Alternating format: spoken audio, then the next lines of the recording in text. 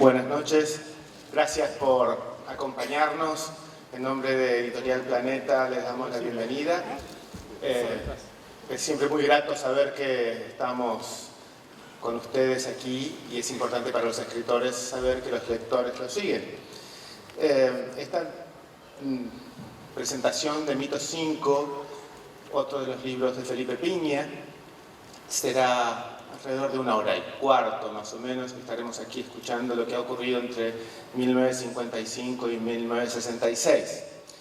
Intentaremos que esta noche no nos perturben los celulares, hagan lo posible, rebusquen en las carteras, porque después, ¿saben lo que pasa? Siempre la cartera suena y para no delatarse que es uno, lo dejan sonar y sonar y sonar, ¿no? Pasa siempre eso. Felipe Piña nació en Mercedes, provincia de Buenos Aires, en 1959. Es profesor de Historia egresado del Instituto Nacional del Profesorado Joaquín B. González. Dirigió el proyecto Ver la Historia de la Escuela Superior de Comercio Carlos Pellegrini de la Universidad de Buenos Aires, difundido como el documental fílmico 200 años de Historia Argentina. Es director del Centro de Difusión de la Historia Argentina de la Universidad Nacional de San Martín, fue columnista radial de Radio Mitre y Rock and Pop, labor por la cual obtuvo el premio Éter 2006 y 2007 al mejor especialista temático. Condujo los programas Historia Confidencial por Radio Mitre y Lo Pasado Pensado en FM Rock and Pop, que obtuvo el premio Éter 2008 al mejor programa cultural de la radiofonía argentina. En televisión condujo Historia Confidencial, Vida y Vuelta, Lo Pasado Pensado y El Espejo Retrovisor por Canal 7. Fue conductor junto con Mario Pergolini del ciclo Algo Habrán Hecho por la Historia Argentina, basada en sus libros Los Mitos de la Historia Argentina, uno de los cuales es el que estamos presentando hoy, que está todavía calentito, salió hace pocas horas. Emitido por Canal 13 y de la Historia y Telefe. Alcanzó 25 puntos de rating en el horario central y obtuvo el premio Martín Fierro 2006 y 2007 al mejor programa cultural. Y el premio Clarín al mejor programa periodístico en 2006 y 2009. Actualmente conduce el ciclo de entrevistas ¿Qué fue de tu vida? Por Canal 7. Es el presentador oficial de los estrenos de History Channel, donde condujo la serie de documentales sobre los bicentenarios latinoamericanos, Unidos por la Historia, que se emitió simultáneamente en toda América Latina y obtuvo el Martín Fierro al mejor programa documental en 2011. Columnista de la revista Viva, del diario Clarín. En Radio Nacional conduce Historias de Nuestra Historia. Hay un sinnúmero de libros que no los voy a leer, que son la producción de Felipe, que ustedes conocen muy bien. Es director de la colección Biblioteca MC Bicentenario, que publica obras esenciales del pensamiento argentino de estos 200 años. Es consultor para América Latina de The History Channel, director de la revista Caras y Caretas y de www.elhistoriador.com.ar, el sitio web de historia más visitado de la Argentina. Y para entrar en clima y en atmósfera de lo que vamos a ver, del periodo en el que vamos a transcurrir el debate o la charla, el diálogo de hoy, vamos a entrar a través de algunas imágenes que nos tienen preparadas en un tráiler muy cortito, muy breve, que me parece que va a ser bueno para meternos en su atmósfera. Adelante.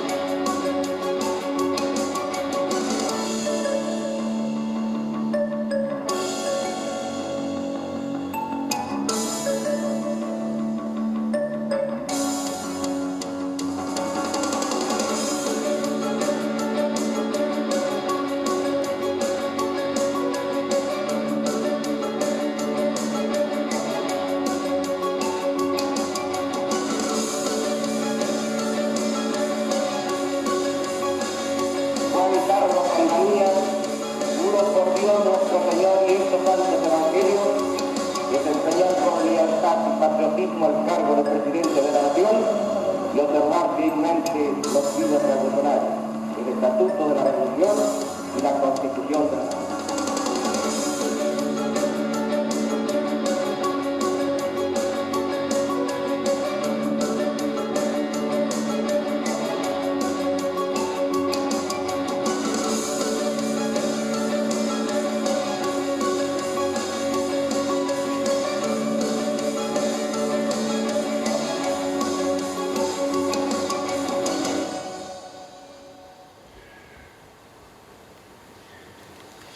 Estas eran pues las imágenes que sintetizaban un poco ese tiempo, esos 11 años del 55 al 66, que vamos a conversar con Felipe Piña, y sin más les pido por favor que me ayuden a darle la bienvenida a Felipe Piña.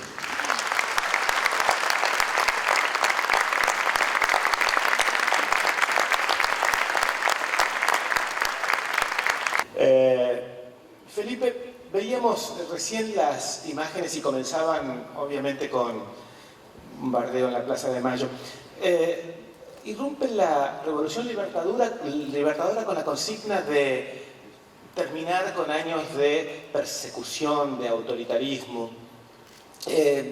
¿Eran intenciones reales? Y en todo caso, ¿qué fue lo que pasó y si logró imponer algo que no sea autoritarismo y persecución? Buenas noches a todos, buenas tardes a todos, muchas gracias por venir. Creo que el fallido estuvo bueno, porque era Libertadura. Libertadura, sí, estuvo bueno. Era como, efectivamente, una dictadura cívico-militar con toda la ley, porque además acá tenemos a todos los partidos políticos, con excepción del Partido Comunista, que queda marginado esto, por supuesto el peronista, que fue perseguido, integrando una junta consultiva, que era una especie de ficción de parlamento, que servía de consulta a los dictadores. Y bueno, de ninguna manera no termina la persecución para nada, comienza una nueva persecución muy fuerte a los opositores, que va a estar dosificada, ¿no? La primera etapa con Lonardi, donde hay un intento de cierto plan conciliador, digamos, esta idea de un peronismo sin Perón. Brevísimo. Claro, breve, muy breve, 2 meses, apenas 2 meses, de 23 de septiembre hasta el 13 de noviembre del 55. Lonardi cree que el problema es Perón, no tanto el movimiento, siendo un hombre del catolicismo, piensa que lo bueno del peronismo es que puede contener al comunismo, ¿no? Que es un movimiento nacional, cristiano, entonces que no debe ser eliminado, sino que el problema se centra fundamentalmente en el conductor, ¿no? Esa idea del peronismo sin Perón, que obviamente no puede llevarse a la práctica y que es altamente contradictoria, porque si bien no se persigue en un primer momento a los sindicalistas y a los peronistas, se mantiene el diario La Prensa en manos de la CGT, en ese periodo comienza a aplicarse un plan económico como el Plan Previch, que va a ser un plan absolutamente antipopular. O sea, las consultas que se hacen a nivel económico van en sentido contrario a esta idea de mantener las conquistas sociales del peronismo, o sea, una cosa o la otra, ¿no? Son claramente contradictorias, y esto se va a profundizar en la segunda etapa a partir de noviembre, cuando es desplazado Lonardi, echado directamente, ¿no? De mala manera, podemos decir, un golpe interno, y queda Rojas como vicepresidente y asume Aramburu la presidencia, llevando adelante una muy dura represión, con un par de cosas que me parecen muy interesantes, casi inaugurales, ¿no? La primera es el decreto 4161 de persecución del peronismo, que implicaba la prohibición de la palabra Perón, de la palabra Evita, de la foto, de silbar la marchita, implicaba ir preso de 1 a 3 años, ¿no es cierto? Y la otra, el ingreso... Qué gran ingenuidad de eso, ¿no? Suponer sí, porque en definitiva esto potencia, claro, sin duda la identidad peronista, o sea, la resistencia de alguna manera se potencia, la resistencia que comienza muy heroicamente, podemos decir, a los pocos días de producido el golpe, en Rosario, sobre todo, que es una ciudad potentemente resistente dentro de las posibilidades de aquella barbarie que comenzaba. La famosa anécdota de Villa Manuelita resiste. Villa Manuelita era una pequeña villa cercana al frigorífico Sweet, cuyos habitantes cuelgan un cartel hecho con guardapolvo de los pibes y pintados con carbón, que decía: Rusia y los Estados Unidos reconocen a Leonardo y Villa Manuelita no lo reconoce, ¿no? Como un acto heroico y altamente emocionante de esa gente. Inclusive se abroquelaron mujeres. Mujeres, chicos, entraron los tanques a reprimir simplemente por la presencia de ese cartel y porque los habitantes pensaban este fenómeno que conocemos históricamente como la resistencia, ¿no es cierto? Decía el otro punto, el ingreso de Argentina al Fondo Monetario, febrero del 56. Perón se había negado durante todo ese tiempo a incorporarse al fondo, y en el 56 se incorpora la Argentina al Fondo Monetario aplicando los planes de ajuste que hoy vemos en Grecia, en Chipre, los mismos planes de siempre, ¿no? Reducción de salarios, subsidio a los banqueros, contención del gasto, todas estas cosas que ya el Fondo Monetario viene aplicando desde 1944, desde que se creó prácticamente en los países periféricos, ¿no? Así que yo creo que aquello de que se venía a terminar con el autoritarismo y con la persecución, evidentemente es una falacia muy grande, ¿no? Hasta ese momento terminaba ahí la primera etapa del peronismo, y hay una frase de Cook que dice: el peronismo es el hecho maldito del país burgués. ¿Qué quiso decir con eso? Es una frase mucho más interesante de lo que suena así en principio, ¿no? El hecho maldito del país burgués. Porque en principio a uno le sonaría que es un hecho maldito para la gran burguesía, para los dueños del poder, la aparición de un movimiento con la característica del peronismo, y particularmente como él lo concibe, como lo piensa Cook, que es un peronismo revolucionario. Pero también lo es para la pequeña burguesía, y en este sentido también habla de la izquierda, ¿no? Que es un punto maldito, de cómo lo encasillo, cómo lo comprendo, lo entiendo o no lo entiendo, ¿no? Es mucho más amplia la frase que plantea Cook, que creo que es uno de los tipos más interesantes de este periodo, en cuanto a su capacidad de análisis, de cómo lee la realidad, ¿no? Es decir, que la maldición es más amplia de lo que uno podría percibir a simple vista, y tiene que ver también con la posibilidad de interpretar, entender a ese movimiento, ¿no? Que siempre fue complicado para los sectores de la izquierda argentina, ¿no es cierto? Sí, desorientados porque su base debería haber sido el pueblo, claro, que no fue... Exactamente, y seguir a un coronel, ¿no? Claro. Con orígenes fascistoides, toda esta cosa que la izquierda nunca pudo procesar. ¿Qué pasó ahí, no? El libro tiene algo que a mí me lo hizo todavía mucho más grato y más amable para leer, que es tu vocación por contextualizar en cada uno de los periodos argentinos qué era lo que pasaba culturalmente, no solamente en nuestro país, sino en el exterior, lo que pasaba en Europa, lo que pasaba en Estados Unidos, las películas que había, los actores, lo que veíamos en televisión. ¿Por qué hiciste ese esfuerzo de meternos en esa atmósfera? Bueno, me parece imprescindible, ¿no? Dar el contexto mundial. Vimos acá algunas imágenes que nos ubican en la importancia del periodo, es decir, lo que fue pasando en el mundo a partir de mediados de los 50 es un cambio verdaderamente revolucionario, ¿no? Es decir, desde lo que tiene que ver con la cultura a lo que tiene que ver con la política, ¿no? Es plena Guerra Fría, la desestalinización en Rusia, los cambios culturales que se dan en Estados Unidos, que uno puede ver muy bien en las películas de James Dean, en Al Este del Paraíso, todas esas películas donde aquella famosa frase: no sé lo que quiero, pero lo quiero ya, que luego haría popular entre nosotros Luca Prodan, pero que viene de esa película, ¿no? Esa frase de esa juventud beatnik que está empezando evidentemente no confía en ese modelo, está harta y no encuentra un cauce para lo que va a venir, que lo encontrará probablemente tiempo después en el hipismo, ¿no? Con la guerra de Vietnam.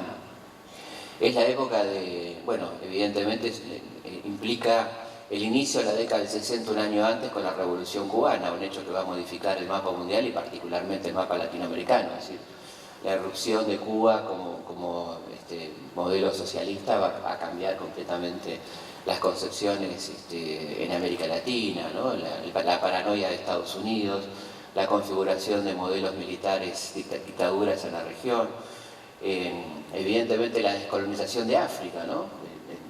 Las nuevas naciones africanas, hay años donde se descolonizan 10 países, por ejemplo, ¿no? Es decir, todo un nuevo modelo, de nuevo contexto, las derrotas de Indochina y Argelia, ¿no? Por parte de los franceses, que sufren los franceses, la batalla de Argel. Y hablando de los franceses, el mayo francés que también es en los 60. Claro. Qué curiosa esa década, ¿no? Qué impresionante, qué bisagra, qué cambio en el mundo entero. Absolutamente, una década fundamental desde el punto de vista de lo que podríamos denominar las costumbres, la cuestión de género, la liberación femenina, ¿no? Que cobra mucha fuerza con la pastilla, es decir, la píldora anticonceptiva que le da el manejo de su cuerpo en cierta forma, ¿no? Todos estos cambios profundísimos que se dan entre los 50 y los 60 y que van a condicionar muy fuertemente lo que pasa acá, que es un país muy preocupado y muy interrelacionado con la cultura europea, la cultura norteamericana y algunas cosas que tienen que ver incidentalmente, como hablábamos recién del caso Indochina y Argelia, y bueno, nosotros recibimos acá en Argentina a los expertos en tortura de Argelia, que van a conformar en la Escuela Superior de Guerra una especie de capacitación, know-how, en tortura, desaparición de opositores, ¿no? Los famosos profesores franceses que van a funcionar en la Escuela Superior de Guerra, de la cual van a salir muchos de los oficiales que luego van a ser jefes de la dictadura. Ahí lo tenemos a Vilas, a Videla, a Viola, pasando por esa escuela. Muy impresionante porque ahí se concentra la inteligencia anticomunista, la represiva. Y fíjate vos que algunos profesores, los más destacados, Azurecé, por ejemplo, va a salir de Argentina para ir a dar clases a West Point, a los profesores de Vietnam, a los tipos que van a estar en Vietnam. Inclusive él va a Vietnam como experto antisubversivo. Esto se da en Argentina, donde los tipos en 1961-62 advierten que el enemigo, digamos así como en Indochina era el Viet Minh y en Argelia el FLN, en Argentina es el peronismo. Dice que potencialmente ese movimiento va a ser la cabeza de puente para la subversión. Y es interesante porque el concepto de subversión lo insisten en aplicar ellos, ¿no?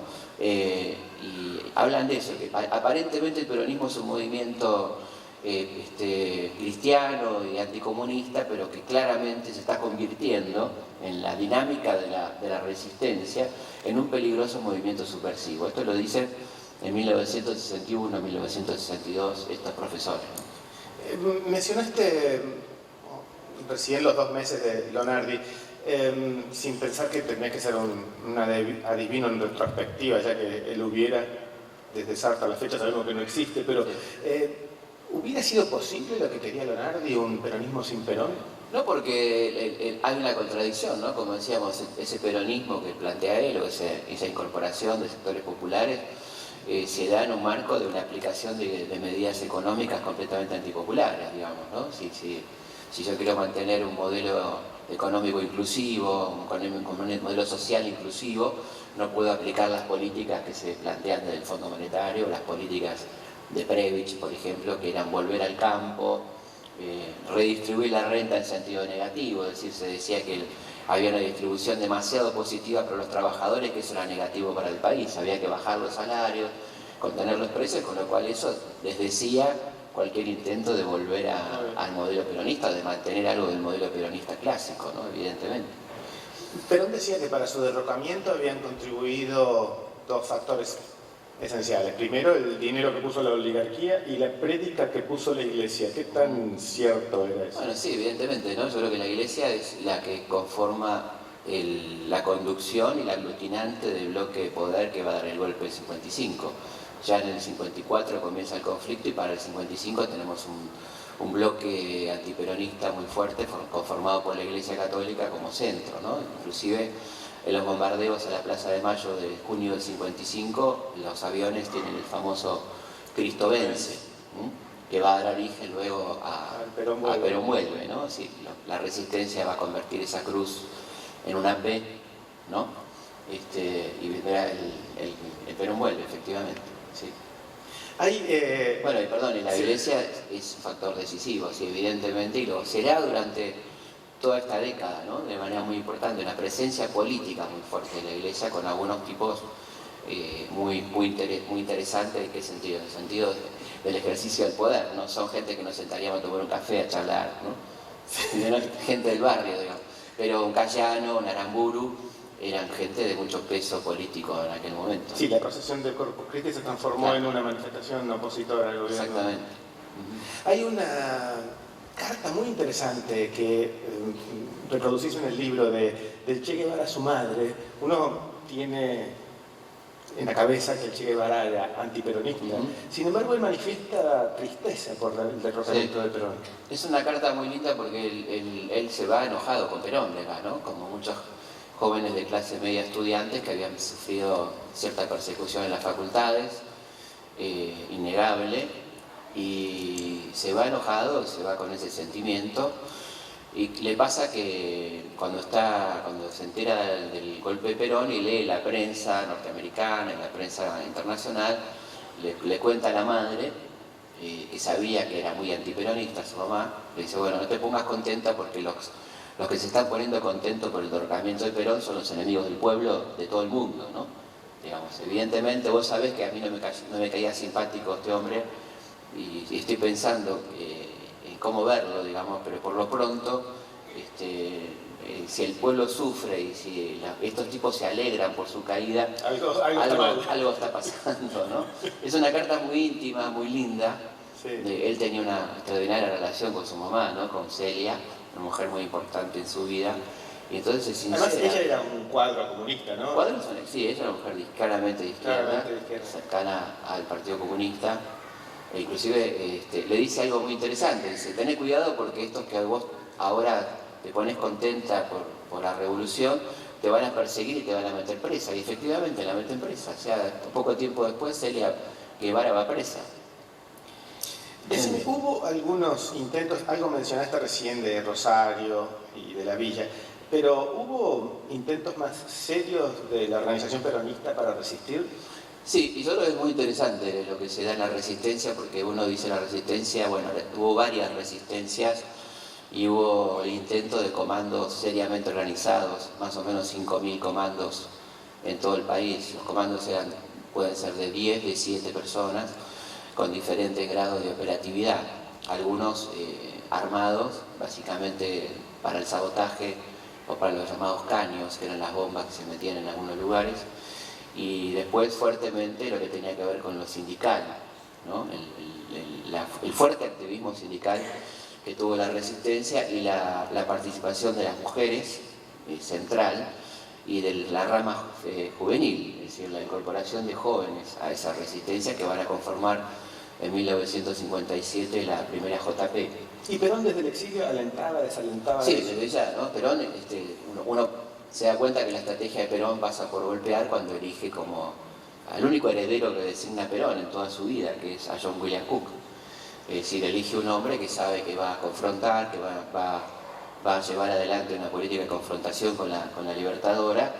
Después le va a retirar esa confianza cuando aparecen diferencias políticas fuertes entre un Cook que plantea un peronismo más revolucionario, más vinculado a lo que es la revolución cubana y lo que pretendía Perón en todo caso, ¿no?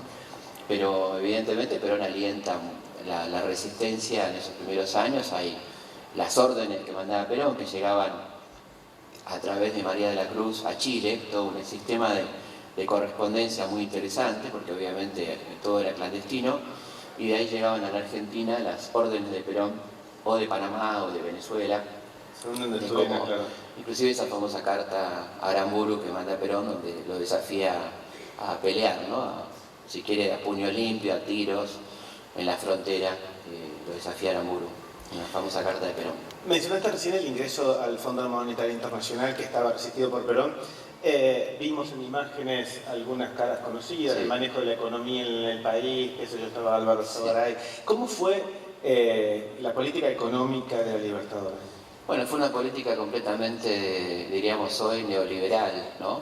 En aquel momento se hablaba de liberal, muy vinculada al pensamiento de von Hayek y toda esta escuela económica, de la escuela social de mercado, cuyo referente más importante en Argentina era más visible, era Álvaro Sogaray, persona que se incorpora al gabinete, Krieger Bacena también.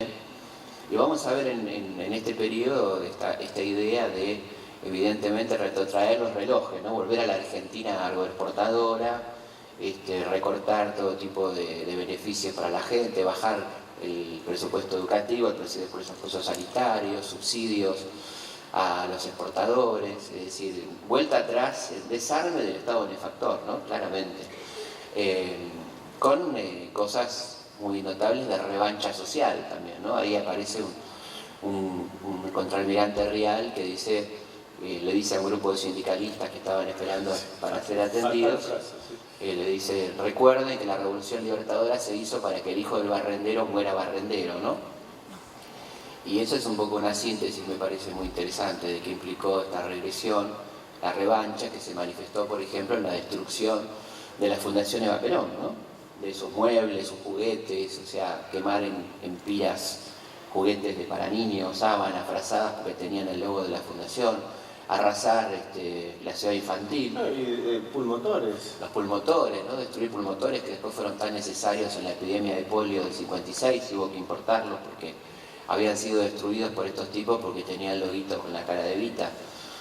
Bueno, y quizá el hecho de paralizar el hospital más importante para niños de América, que iba a ser el María Godarte de Perón, porque decía Rojas que eso iba a quedar para la historia, ¿no? Que la gente iba a decir el hospital Eva Perón y entonces eso no convenía, y se paralizan las obras de ese hospital, que se convierte en el albergue Warnes, hoy Carrefour, ¿no?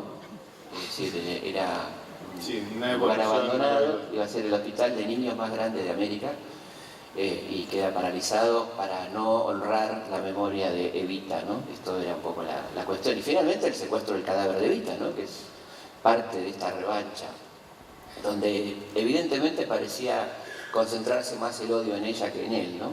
Ahí tuvo que ver, ¿no? Particularmente Aramburu. Te quería preguntar cómo eran las internas en la Libertadora. ¿Qué encarna o qué ala encarna Aramburu que termina sacándolo a Lonardi? ¿Y qué era Lonardi? Bueno, Lonardi encaraba este ala nacionalista que pretendía esta especie de rescate y que se oponía al liberalismo extremo de un Rojas, por ejemplo, que era el tipo más reaccionario dentro de ese equipo, ¿no? Rojas era un tipo que tenía excelentes relaciones con los socialistas. Entiéndase, cuando decimos socialistas, pues uno dice, estamos todos locos, ¿no? Estamos hablando de Américo Ghioldi, que era un extraño caso de socialista de derecha, ¿no? Así que era un poco uno de los referentes políticos de Rojas. Ahora, en esa incoherencia siguió coherente, porque después terminó siendo embajador. Fue embajador de la dictadura en Portugal, claro. ¿sí? ¿No? Por eso digo, no tomen la palabra socialista muy en serio, porque no es el caso, digamos, ¿no?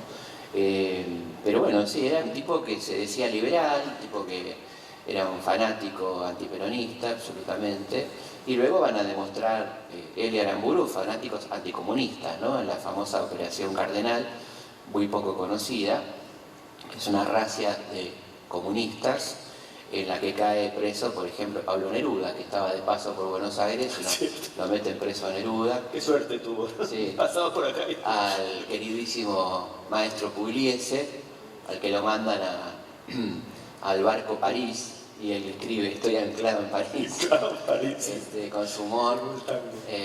Bueno, más de 500 detenidos, ¿no? Es muy graciosa la anécdota, porque después hay alguien que lo saluda a Pugliese y dice, yo lo tuve preso. El tipo era tan divino el maestro, ¿no? Pugliese, que tan buena onda, que dice, bueno.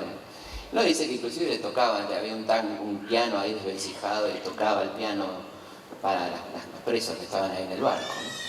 Esto también hay que recordarlo porque parece que la furia libertadora solamente alcanzó al peronismo, pero también a los comunistas, porque comenzaba un poco, como decíamos antes, la instalación de esta escuela francesa tan fuertemente anticomunista entre nosotros, ¿no?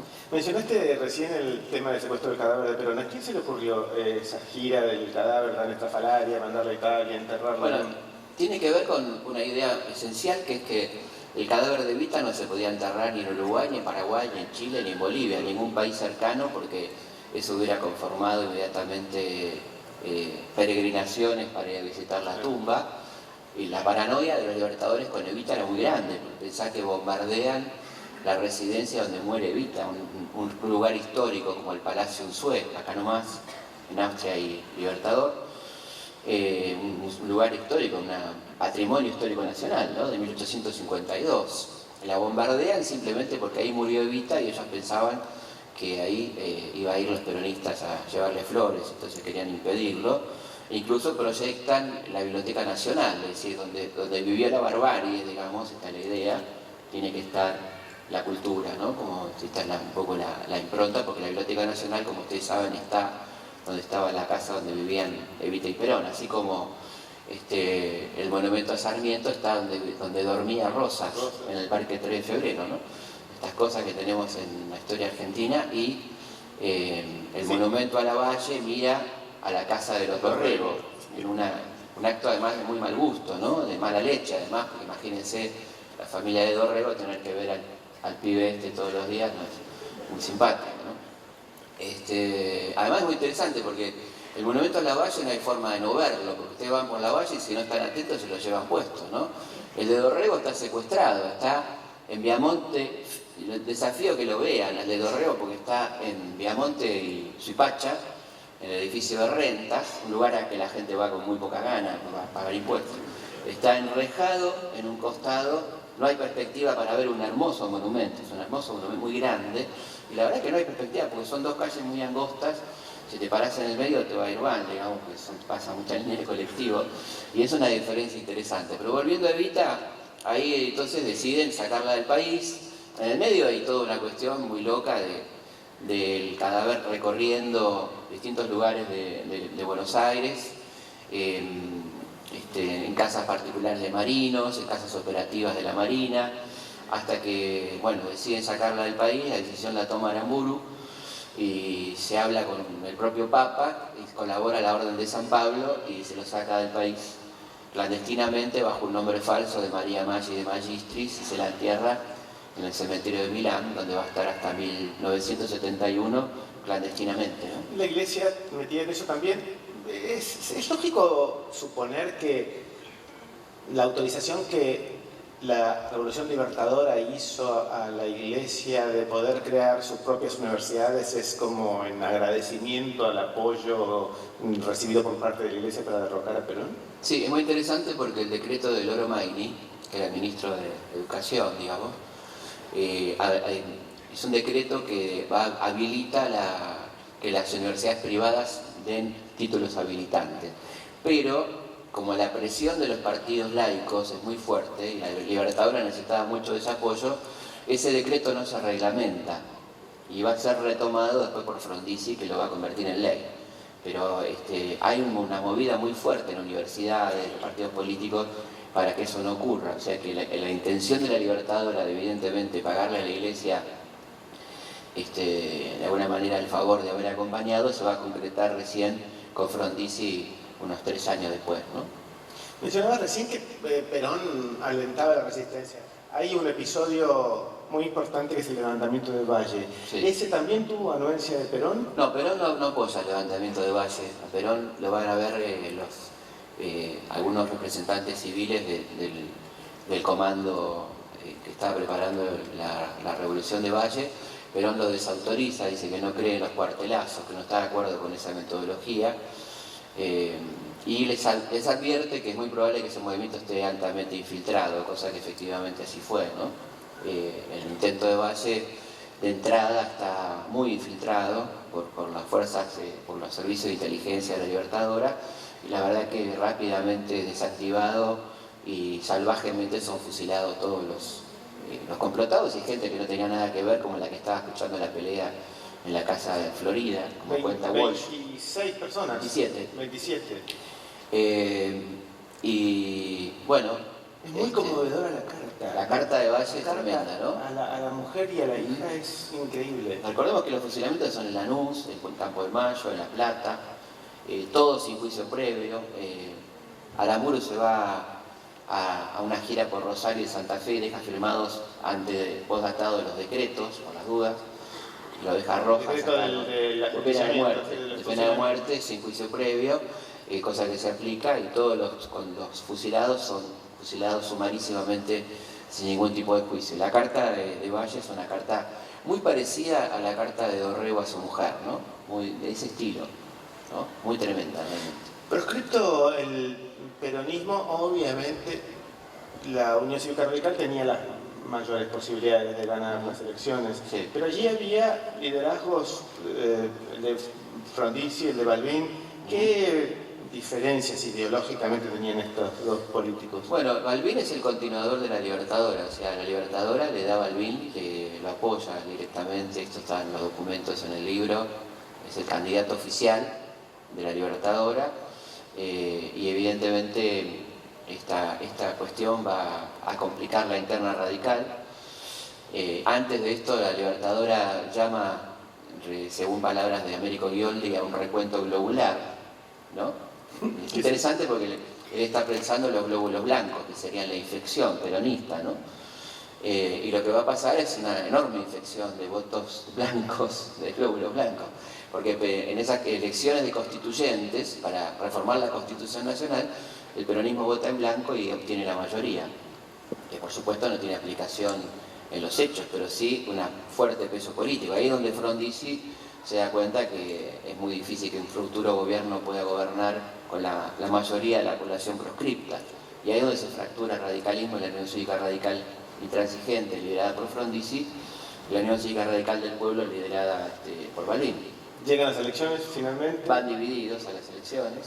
¿Y cuál es la decisión de La Perón? decisión de Perón es apoyar a Frondizi, el famoso pacto Perón-Frigerio, lo cual le hace ganar las elecciones a Frondizi, y a un Frondizi que llega, la verdad que respaldado por muchos sectores. Por un lado el peronismo, por otro lado casi la totalidad de la intelectualidad de izquierda, que creen ver en Frondizi a un intelectual progresista, un tipo interesante. Ahí está el grupo Contorno, la Iglesia, y muy recelado, absolutamente recelado por el factor de poder y por los militares. Ya de entrada, al poco tiempo que asume Frondizi, están conspirando para... La exploración y explotación del tema del petróleo fue medular en el proyecto del desarrollismo. Sí. ¿Qué fue lo que hizo cuando llegó al poder?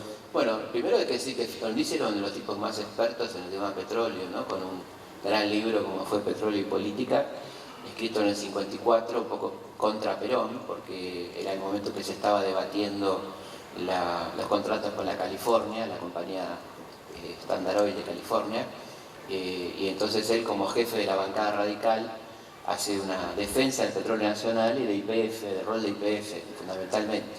Ese libro es un libro altamente interesante, un libro de 900 páginas, hiperdocumentado, profundamente antiimperialista, hablando de las empresas petroleras como verdaderos pulpos, ¿no?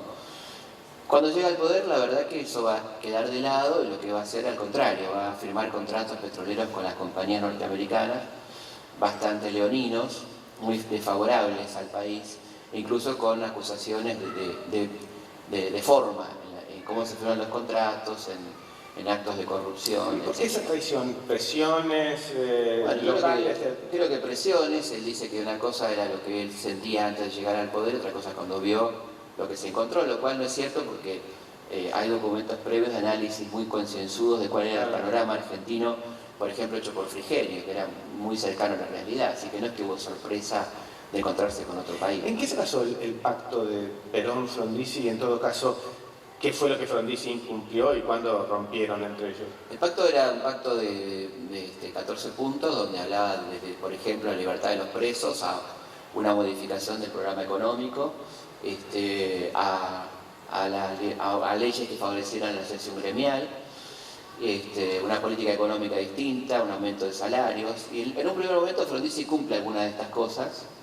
Por ejemplo, la derogación de la ley 4144 de residencia, que es la famosa ley de Roca, la libertad de los presos, pero evidentemente comienzan las presiones y Frondizi cambia muy radicalmente de postura, con lo cual el pacto se rompe, ¿no? Digamos, y comienza una etapa fuertemente represiva por parte de Frondizi, que se traduce en el plan Conintes, incluso con la incorporación al gabinete de Álvaro Alzogaray. Eso, ¿cómo llega ahí? Y llega por la presión militar, los militares lo imponen, ¿no?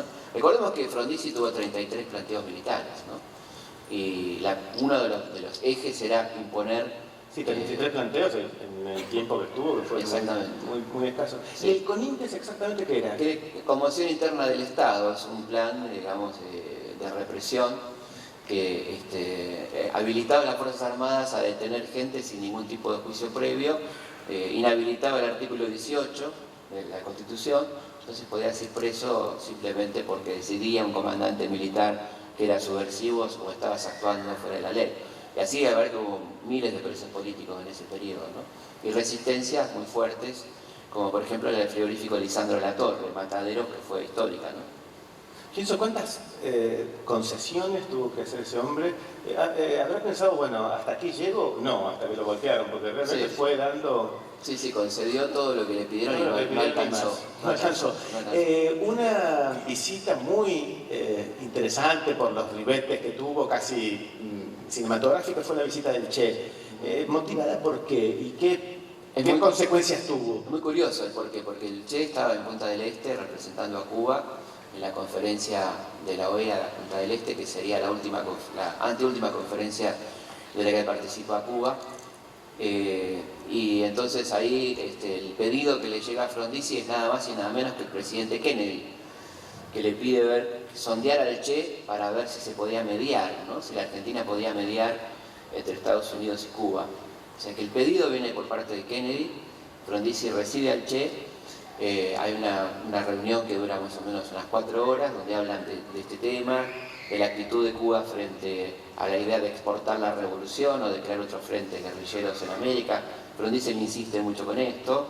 El Che le dice que en la medida que la injusticia continúe, él no puede garantizar que no surjan estas cosas independientemente de que Cuba la impulse, porque la injusticia lleva a la rebelión.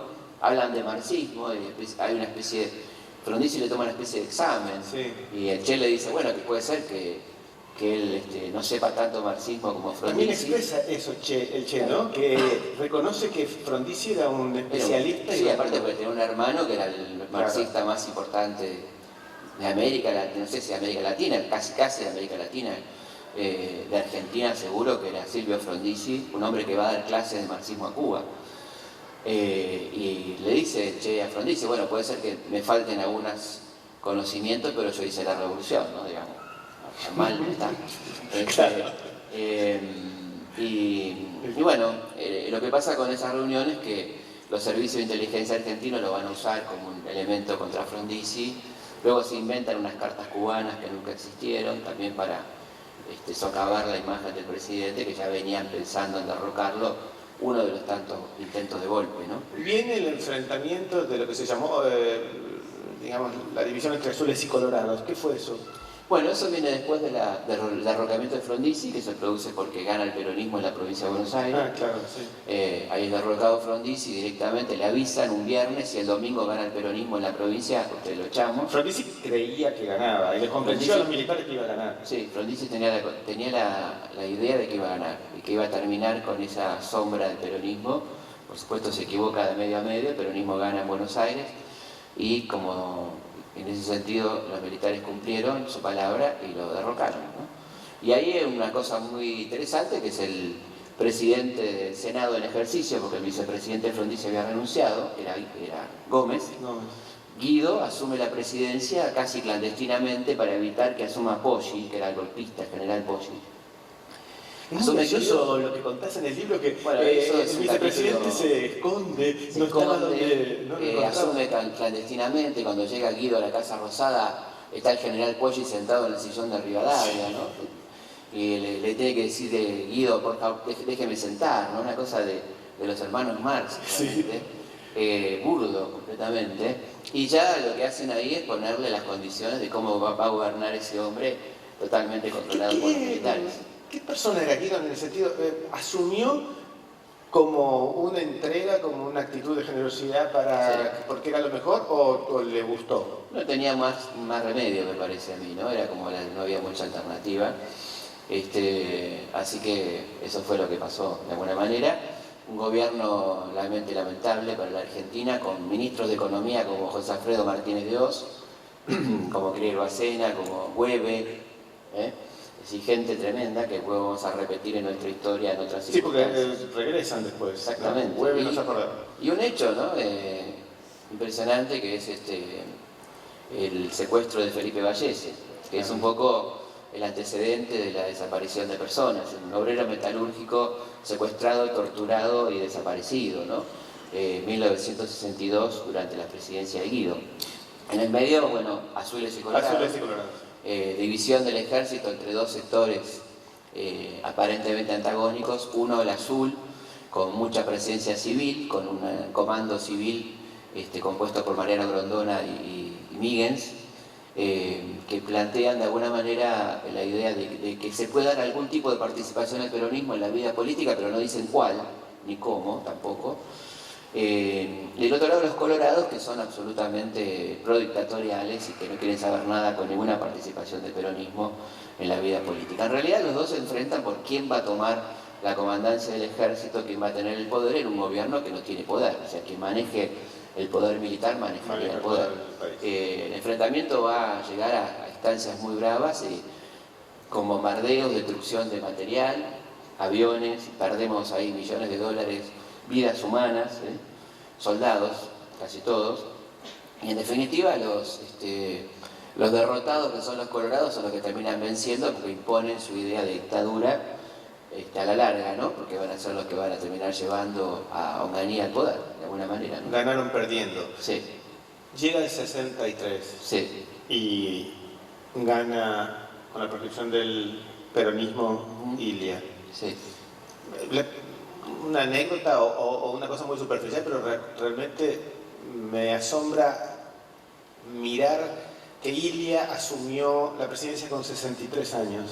Y en el imaginario de todos nosotros tenemos que era un viejito que asumió ahí, tenía 63 años. Exactamente, sí, la verdad que llama muchísimo la atención eso, ¿no? Porque también la época la gente de 60 años parecía más anciana en aquel momento, ¿no? La expectativa de vida era menor también, pero claramente la idea de que si uno tendría de Ilia era una persona que de 80 años, ¿no? Tenía 63 años, y las caricaturas eran la tortuga, el hombre con las palomas en la cabeza, bueno, toda esa cuestión, que en realidad apenas asume Ilia, comienza la campaña mediática para derrocarlo, muy fuerte. Sí, como un viejito que no tomaba decisiones y sin embargo las tomó. La primera fue la anulación de los contratos. Los contratos petroleros firmados por Frondizi, que son anulados, cual un enorme coraje. Ahí publico una carta al Sogaray donde dice nos caemos del mundo, frase que escucharemos montones de veces, ¿no?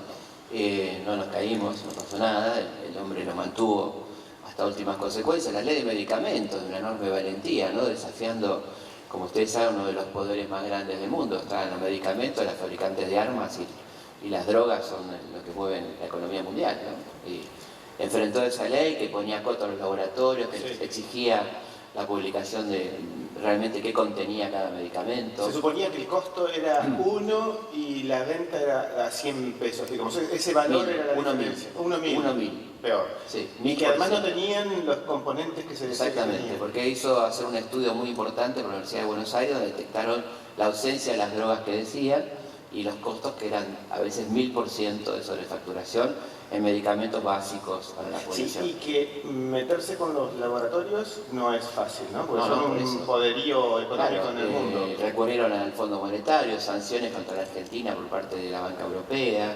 Bueno, todo esto se lo bancó estoicamente. ¿Por qué señor? Se suele decir que en ese momento de la gestión de Ilia se vivió un veranito cultural, decían también, pero un veranito económico, siendo que no recortó los presupuestos de educación ni de salud, además de educación es todavía récord, de salud, ni bajó los sueldos de del Estado?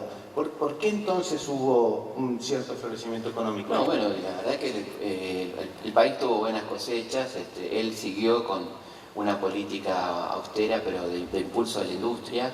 Hubo un crecimiento del PIB del 10% en 1964, la verdad que una cifra muy importante, pero sufría un fuerte boicot de las corporaciones empresarias, ¿no? Es decir, la sociedad rural, la Unión Industrial, permanentemente lo acusaban, por un lado, de lento y por otro lado de procomunista o de favorecer la instalación del comunismo, cosa que está muy lejos seguramente, ¿no? Pero esto pasaba durante ese periodo, ¿no? En el orden internacional, Ilia se opuso a no dejar que Cuba integrara la OEA. Sí. No debe haber despertado... La expulsión de Cuba. No debe haber despertado simpatías americanas. ¿Cómo era la posición del gobierno de Ilia? Bueno, solamente eso, ¿no?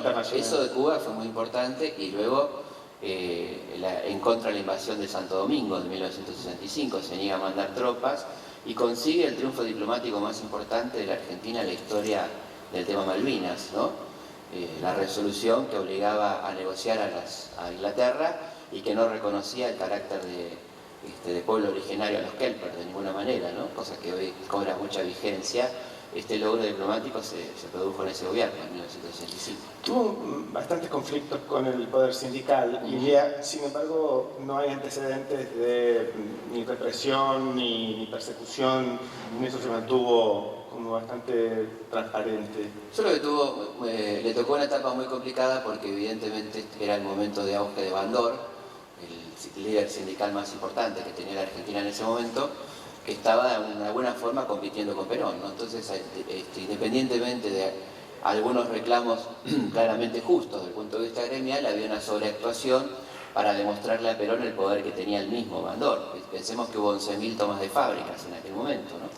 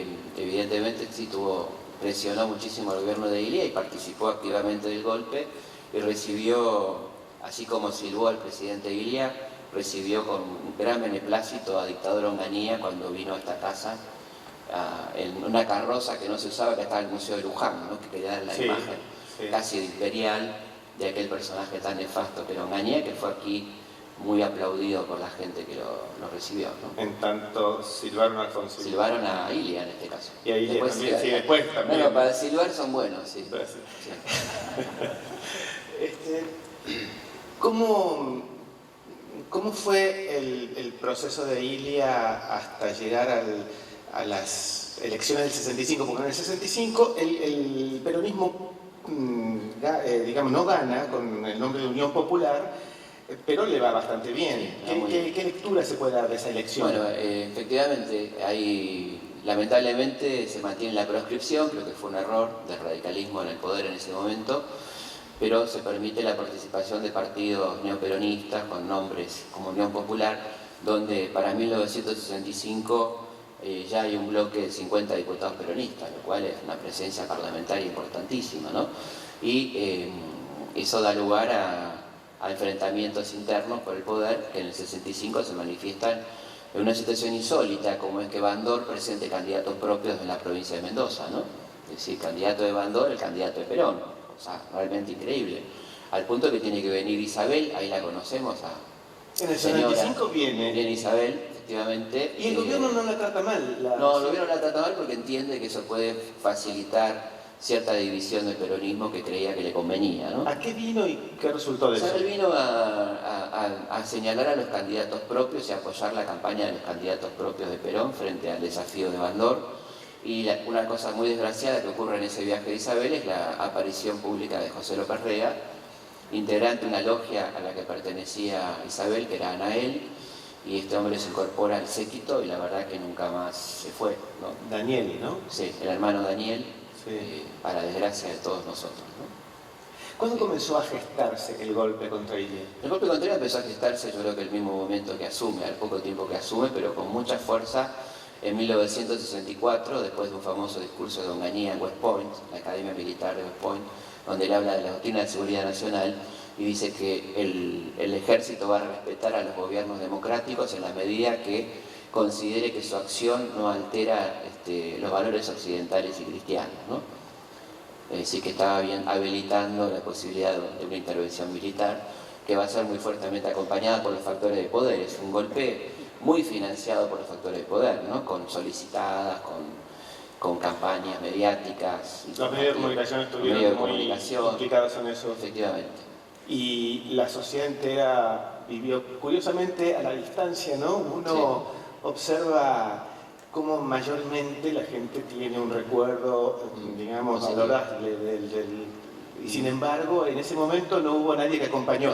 Y algo que me impresionó mucho también, leyendo en tu libro, son los arrepentimientos de aquellos a quienes en la noche del golpe Ilia les dice sus hijos se lo reprocharán. Y tanto Berlinguer, que manda una carta, como el propio Alzogaray, que lo va a visitar a su lugar, a la clínica donde está agonizando. Grondona escribe un arrepentimiento. Es increíble eso, ¿no? Como yo creo que el único sincero de esos arrepentimientos fue el de Berlinguer, realmente. ¿Sí? Me parece que fue un arrepentimiento sincero de un hombre que integró el Semida, un tipo que realmente hizo ganas, no es el caso de Mariano Grondona, ¿no? No sé qué tan arrepentido está de lo que pasó ahí, pero digamos, sí puedo dar fe de Berlinguer, que es un tipo de prácticas democráticas, ¿no? Que fue el que entra con el escuadrón de lanzagases a echarlo a Ilia en esa fatídica noche del 28 de junio, ¿no? Una cosa realmente increíble, ciertamente. Y él le manda una carta a Ilia pidiéndole perdón, efectivamente, muy sinceramente, y después se arma el CEMIDA, el Centro de Militares Democráticos, que tiene una impronta interesante. Es muy cómodo porque Berlinguer le dice, usted me dijo que sus hijos se lo reprocharán, y era lo que le estaba pasando. Exactamente. Hijos y nietos se lo reprocharán. En el contexto de Malvinas fue esa carta, ¿no? Poco antes de que muera, un año antes de que muera el doctor Ilia, efectivamente. Hablando de Malvinas, en el gobierno de Ilia fue probablemente el mayor éxito diplomático, ¿no? Sí, sí. Llega Onganía, ¿quién era?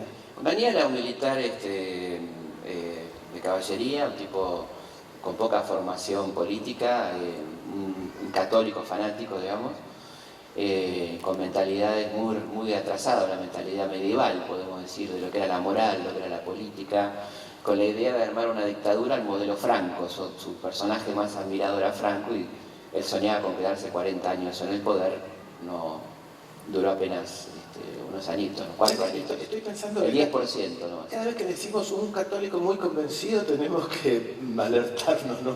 Bueno, debe haber gente católica convencida que no tenga estas capacidades, pero estos católicos convencidos, hay que ver de qué están convencidos. Este es el tema, por ahí.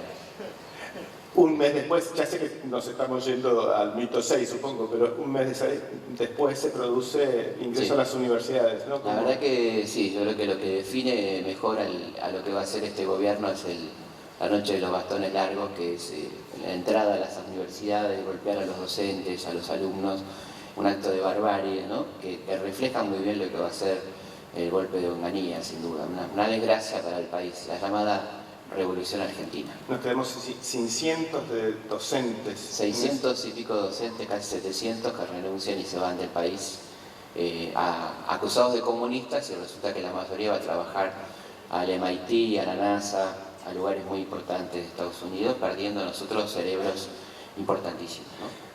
Felipe, el mito 6, que supongo que vendrá, porque la historia no termina, ¿qué periodo va a avanzar? 66-76, o sea, de la dictadura de Onganía a la dictadura de Videla, un periodo muy fuerte, muy duro de la historia argentina. Así que... Contanos algo fuera de los libros, de lo que estás haciendo. Estoy preparando un programa para Canal 7 sobre archivos. Se abrió el archivo finalmente del canal después de mucha lucha y estamos... Contanos un poquito, ¿por qué mucha lucha? Bueno, porque costó mucho abrir el archivo, había distintos problemas burocráticos. No de autorización, sino de organización, hubo que organizarlo, hubo que catar cosas que la dictadura pretendió destruir. Bueno, fueron años, estos últimos años se trabajó muy bien. ¿Se perdió material o estaba se transcodificó, se digitalizó material que estaba en 16 milímetros a punto de perderse. Así que tenemos un archivo, yo diría, muy completo desde el año 56 prácticamente hasta el presente. El programa se va a ocupar fundamentalmente de... ¿Has estado mirando imágenes? Sí, la verdad que estamos fascinados, mirando cosas extraordinarias. Mucho material de la dictadura, mucho material de color también, pero bueno, muchas cosas interesantísimas que estamos trabajando con mucho gusto y que saldrá supongo que en julio o agosto. ¿Ya este julio y Este agosto? año, sí. Con ese material que tienen que procesarlo. Sí, exactamente, en eso estamos. Muy entusiasmados, por cierto. Siempre haciendo cosas. Sí, así. Les agradezco mucho la presencia de aquí. Les pido por favor que me ayuden a decirle ahora gracias a Felipe Piña. Muchas gracias. Muchas gracias. Y quédense en la feria que está muy buena. Chao. Muchas gracias.